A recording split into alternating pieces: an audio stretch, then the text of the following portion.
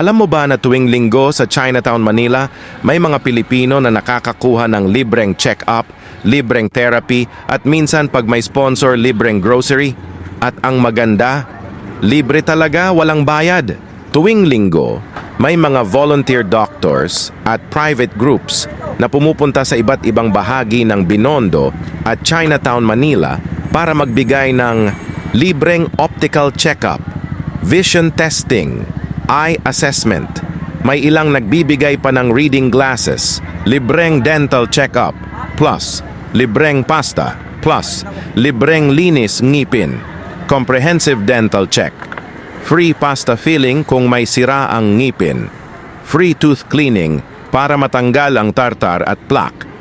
Minsan may basic extraction depende sa schedule ng dentist team, libreng physical therapy, para sa may arthritis o joint pain, para sa pagod sa trabaho, para sa matatanda na hirap kumilos at sa mga stroke.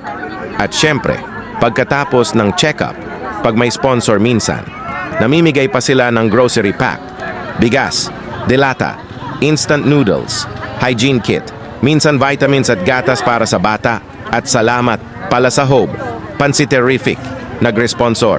Maraming salamat sa ulang pili pamimigay. Salamat din sa Imi Solution Nutri-Jeep sa pamimigay NG Tubig at tinapay sa mga tao na uuhaw at nagogutom. Ang mga serbisyong ito ay mula sa Chinese-Filipino charities, community volunteers at private donors na ang mission ay makatulong sa mga kababayan nating kinakapos.